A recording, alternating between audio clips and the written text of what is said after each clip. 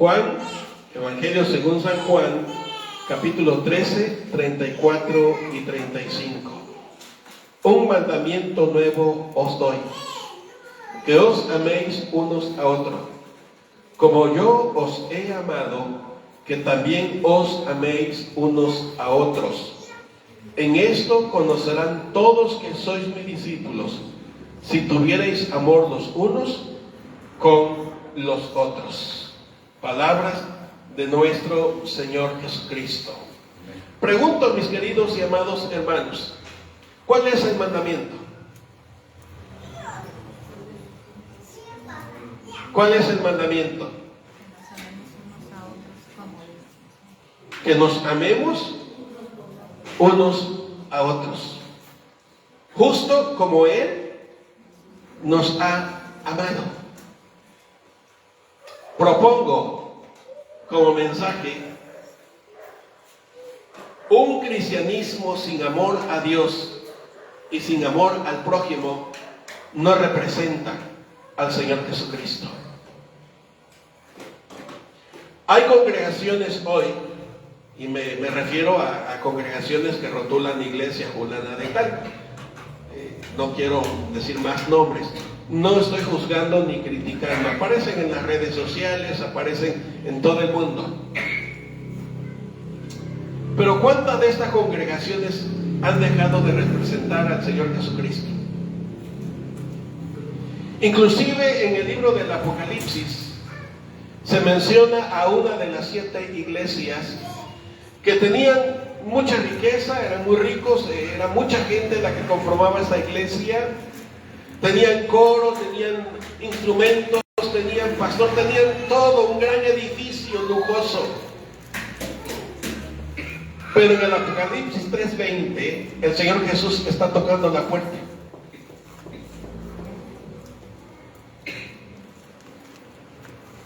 He aquí, dijo, estoy a la puerta y llamo. Y no está, como se usa en el evangelismo personal, no está tocando la puerta del corazón, estaba tocando la puerta de aquel edificio, de aquella iglesia. Apocalipsis capítulo 3 la pueden encontrar.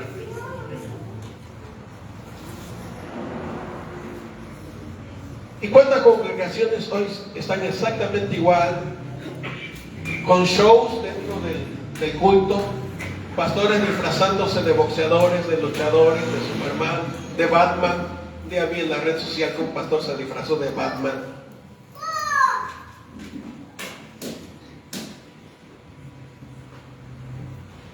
¿Cuántas congregaciones para retener a sus miembros consienten todo? Y le dan por su lado a todos los que opinan y dicen. Y a veces sus fiestas son tan paganas y tan mundanas que hasta dieron en llamarles cristoteca a los bailes dentro de los templos. Así le llaman, cristoteca. Que es una discoteca pero disfrazada de cristiana. Un cristianismo sin amor a Dios y sin amor al prójimo no representa al Señor Jesucristo. ¿Cuántas congregaciones son un club social donde nada más los que se llevan bien se buscan unos a otros, donde inclusive a los más pobres o menos pudientes se les margina, y así los pobres con los pobres y los ricos con los ricos, ¿no? Casi como la canción de Chicoche, los nenes con los nenes y las nenas. No, bueno. El llamado del Señor Jesucristo es clarísimo. Y quiero que por favor vean en las condiciones en que se da ese llamado. ¿A qué llamado me refiero? A que nos amemos unos a otros. En medio de un clima de traición, ¿lo notaron? En medio de un clima de algarabía también.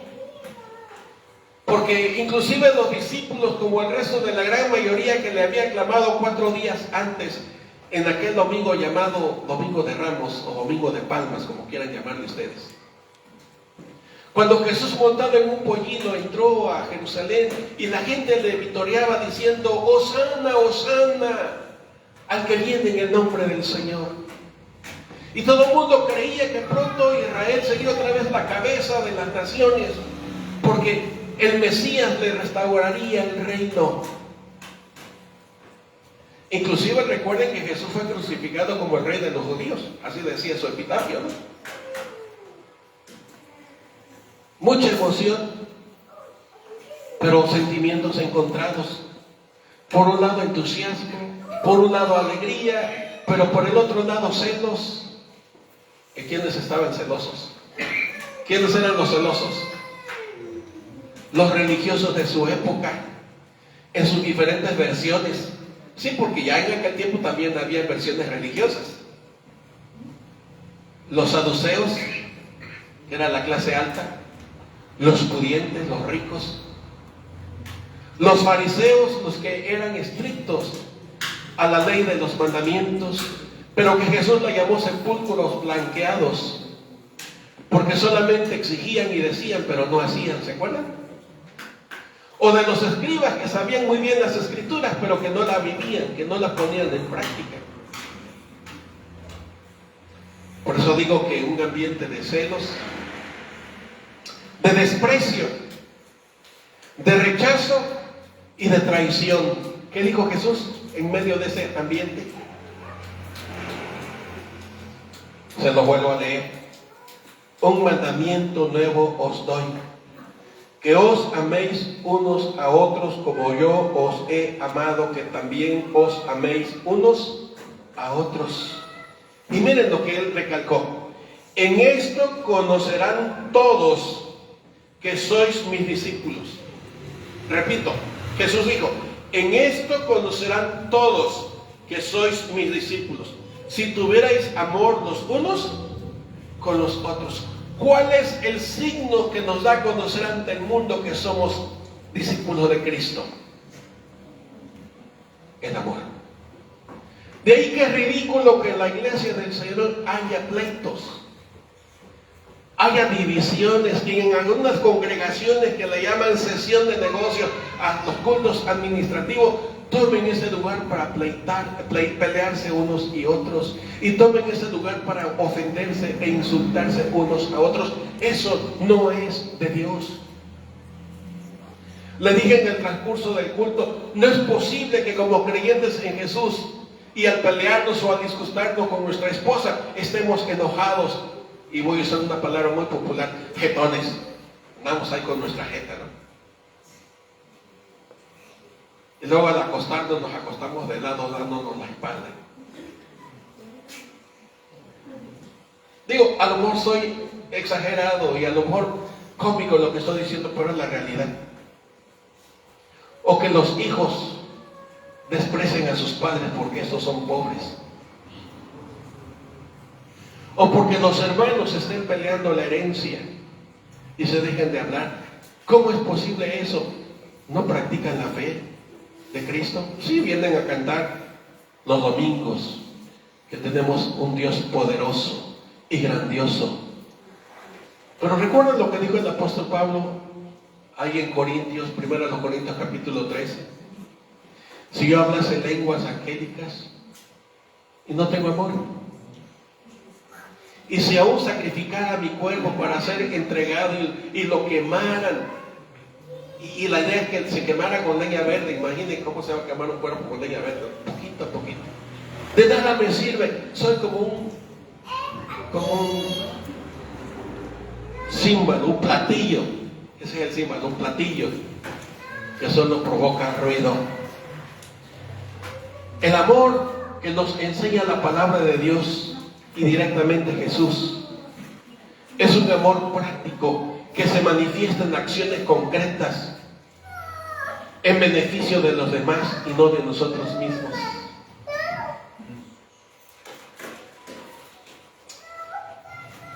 El 1 de marzo arrancan las elecciones y no dudo que vengan políticos acá a visitarnos y nos van a ofrecer una y mil maravillas. Ahorita el gobierno está abriendo las arcas y entregando apoyos a diestra y a siniestra. Pero en realidad estos políticos quieren el beneficio de usted. ¿O qué es lo que están buscando de usted? Y luego muchos corren tras los mítines o las peregrinaciones que hacen, y vitoreando y peleándose. Ese no es amor, porque la dádiva que están dando estos políticos es para cautivarle a usted, para que le entreguen su voto, porque eso es lo que buscan. Y el mismo presidente dijo en una de sus mañaneras que era estrategia política. Lo dijo, no me lo contaron, yo lo oí. Está bien que hagan su estrategia, pero eso no puede pasar en la iglesia de Jesús. No sé si me estoy explicando.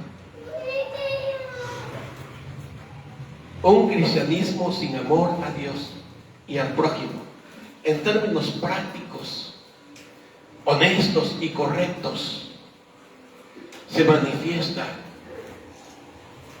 expresando la fe que decimos que tenemos. Jesús lo enmarca diciendo: en esto conocerán todos. ¿Y a quién se refiere con el término todos?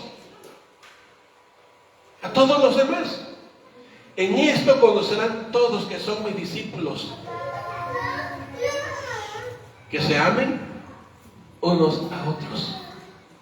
Pero para poder amarnos unos a otros tenemos que amar a Dios en primer lugar, porque solo el amor de Dios es lo que transforma nuestro corazón.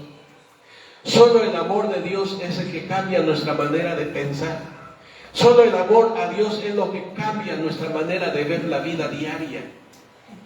Y solo el amor a Dios es lo que nos confronta ante el mundo. Y por eso cuando decimos que amamos a Dios, el mundo por consiguiente y por lógica nos desprecia y nos desecha, porque no somos del mundo. Dijo Jesús: somos de Dios. ¿Lo leyeron conmigo?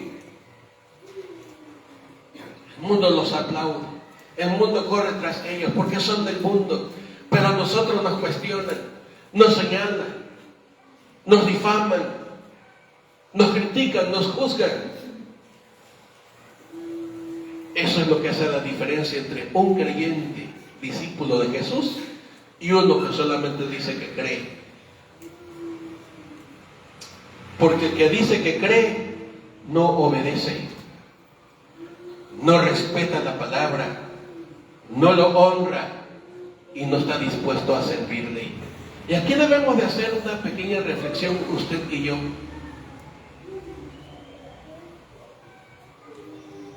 Y esa pequeña reflexión en la que llamo es para que examine su propia conciencia, o examínese usted a conciencia.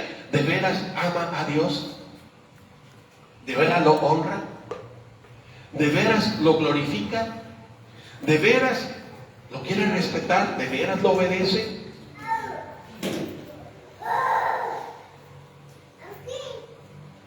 Cuando se ama a Dios, no se le cuestiona lo que Él dice, no se le desobedece, no se le ignora. No me estoy refiriendo a los que me estén escuchando o a los que me vayan a oír a la hora de que llegue esa transmisión a sus ojos y si se detienen a oírla. Me estoy dirigiendo a usted que está aquí presente. ¿De veras ama a Dios? Porque no puede amar a Dios si no toma conciencia del que está a su lado. Porque el que dice que ama a Dios y aborrece a su hermano, que dijo la palabra que leímos, es mentiroso. El amor a Dios es la prueba genuina que somos creyentes. El amor a Dios es nuestro testimonio que van a leer los vecinos, con los que nos rodeamos día a día cuando vamos a hacer el mercado, o las compras, o el mandado, como se le llame en donde usted viva. El amor a Dios es el que va a testificar desde el fondo de nuestro corazón al hablar y al dirigirnos a los demás que somos seguidores de Jesús. Porque cuando se ama a Dios, no solamente se le obedece, no solamente se le respeta, no solamente se le sirve, no solamente se le adora, sino que se consagra a Dios. Cuando se ama a Dios con todo el corazón, justo como reza el gran mandamiento. ¿Se acuerdan del gran mandamiento?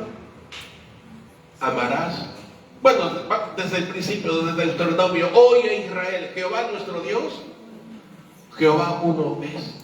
Y lo amarás con todo tu corazón, y con toda tu alma, y con todas tus fuerzas. Y luego viene una serie de disposiciones para expresar el amor a Dios en todo, en toda la ley, como se le conoce comúnmente a Éxodo y Levítico y Deuteronomio y el Génesis. Pero luego el Señor Jesucristo, Él dijo: yo le voy a resumir el gran mandamiento. Yo le voy a resumir toda la ley y todos los profetas en dos. Amarás al Señor tu Dios, dijo Jesús, con todo tu corazón, con toda tu alma, con toda tu mente. Y luego dijo: y a tu prójimo como a ti mismo. Eso implica dedicación. Porque ¿se acuerdan ustedes cuando aquel joven se acercó a decirle: maestro, ¿qué debo hacer para heredar la vida eterna? Y se acuerdan que el Señor Jesús lo remitió a la ley: no robarás, no codiciarás, etcétera, etcétera. ¿Y qué dijo el joven muy ufano? Todo eso lo he cumplido desde mi juventud. ¿Qué más me falta? Me sonó a altanería. Bueno, así lo interpreta, no puede estar equivocado. Me sonó a soberbia. Me sonó a orgullo. He cumplido, maestro. ¿Qué más me falta? Y muy pronto el Señor Jesús lo puso en su lugar. Muy simple. Toma todo lo que tiene, véndelo. ¿Y qué le dijo? Y dalo a los pobres. Y ese es el amor, hermanos. El amor que da sin esperar nada a cambio. El amor que otorga sin esperar recibir recompensa. El amor que sirve. Y noten ustedes que cuando el Señor Jesús, en la lectura que hicimos de Juan 13 al principio, antes de la grabación, dice que en ese momento, después de que hubo cenado, antes de despedirse, tomó la toalla y se la ciñó en la cintura. Como cuando usted y yo nos las amarramos cuando salimos del baño. ¿Se acuerdan? Los que tenemos esa costumbre, a lo mejor. Pero Él se ciñó la toalla en la cintura porque se dispuso a ejecutar un trabajo de sirviente, de esclavo. Y por eso Pedro dijo: Señor, tú no me vas a lavar los pies a mí.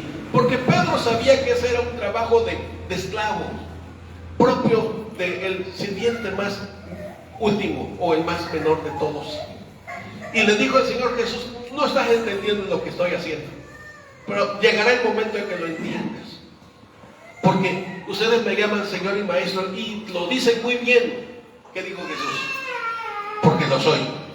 Pues si yo soy el Señor y el Maestro, ustedes tienen que hacer esto. Y no se estaba refiriendo precisamente a que nos tenemos que lavar los pies. Se estaba refiriendo a que tenemos que servirnos unos a otros. Para eso nos unió el Señor Jesús. Para eso nos redimió. Para eso nos hizo luz, para que alumbremos. Ya saben sus amigos donde usted trabaja, que usted es creyente.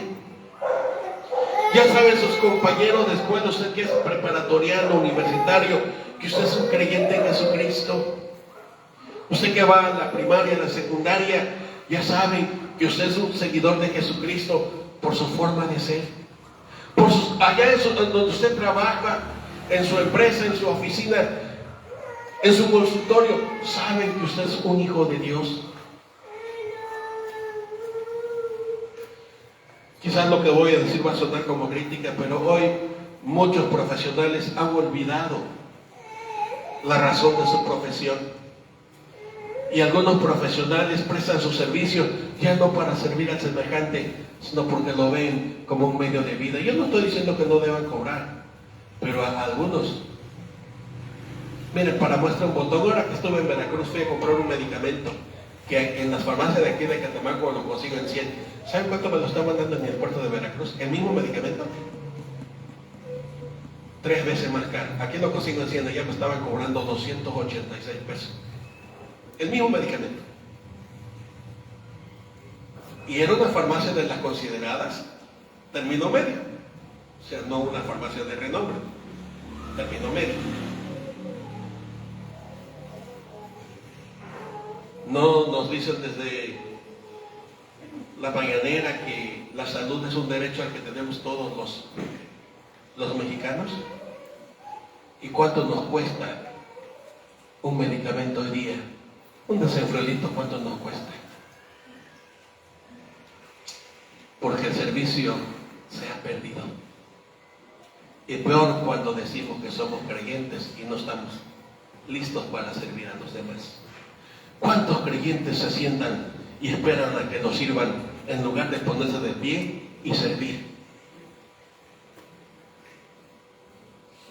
Amar al prójimo no es decir palabras huecas y vacías, como los religiosos de la época de Jesús solían decirlo, donde Jesús le tuvo que decir: ustedes ponen carga en la cual no son capaces de mover su dedo meñique. Porque eso sí, como religiosos exigían. ¿Y cuántos hoy día exigen y exigen sin capaz de dar absolutamente nada? Pablo dijo que sin amor no sirve de nada lo que hacemos. El amor genuino entonces busca no solo el servir al de enfrente, sino su bienestar. No voy a concluir ese tema, es muy amplio, pero ya para ir terminando. ¿Se acuerdan lo que dice Pablo en Filipenses capítulo 2?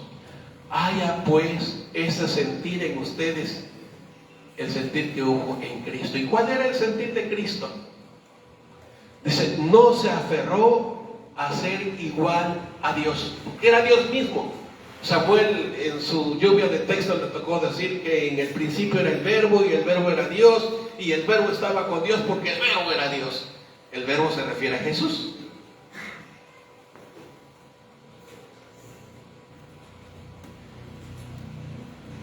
Y el mismo Señor Jesús está mostrando el servicio de un esclavo. Siendo Dios, se humilló a la condición de hombre. Y estando en una condición humillante ya para el Todopoderoso, porque el creador del universo, el Rey de reyes y Señor de señores, el que sustenta el orden del universo, venía a esta tierra para vivir, si me permiten usar esta expresión, en una camisa de fuerza. ¿Cuál era la camisa de fuerza? La encarnación. Y él no le importó vivir esas limitaciones. ¿Por qué digo que vivió esas limitaciones? Porque se cansó,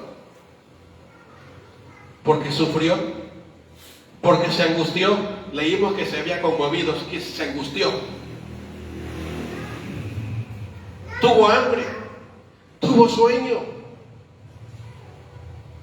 tuvo angustia. Dijo: mi alma está angustiada hasta la muerte. Sufrió de calor. Dice que en un momento de su oración, su sudor era tan copioso que parecía como gota de sangre. No se estaba desangrando como algunos dicen por ahí, estaba sudando, pero era tan copioso de la carga que estaba viviendo. El Dios Todopoderoso abandonando el trono de gloria para venir a esta tierra y vivir esas humillaciones, y todavía estando en esas limitaciones de la naturaleza humana, pero sin pecado. Todavía Él se humilló a tomar un servicio de esclavo y lavó los pies, para dar evidencia clara de que el amor no solamente se vocifera, se manifiesta con hechos concretos, con hechos reales y sacrificiales, porque ese es el amor a Dios, que ama a Dios, que lo obedece, que lo respeta, que lo sirve, que lo honra, pero que además está dispuesto a entregarse por buscar el bien del prójimo, por buscar el progreso del prójimo. Para los que están en Tampico y los que me están escuchando, dicen allá: que una jaiba tamaulipeca o tampiqueña concretamente se diferencia de una jaiba veracruzana.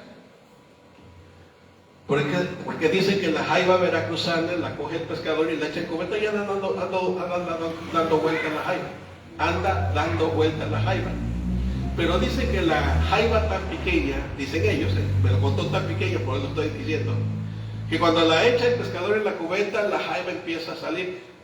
Y cuando va llegando para escaparse, dice que la que está acá abajo se le cuelga para bajarla. Y a veces los creyentes nos comportamos como jaibas tan pequeñas, que vemos que alguien está progresando y en lugar de ayudarle a que salga adelante, le metemos el pie para que se vuelva a caer. Eso no es amar a Dios, porque no hay corazón consagrado a Dios. Solo el corazón dedicado a Dios, que fue justo lo que le pidió el Señor Jesús al joven que le preguntaba sobre cómo heredar la vida eterna. Le dijo, bueno, toma tus bienes, véndelo y dáselo a los pobres. Y eso marcó la diferencia para que aquel joven no alcanzara la salvación que estaba enfrente de él. ¿Cuántos creyentes perdemos la bendición que tenemos enfrente por no amar a Dios y amar al prójimo?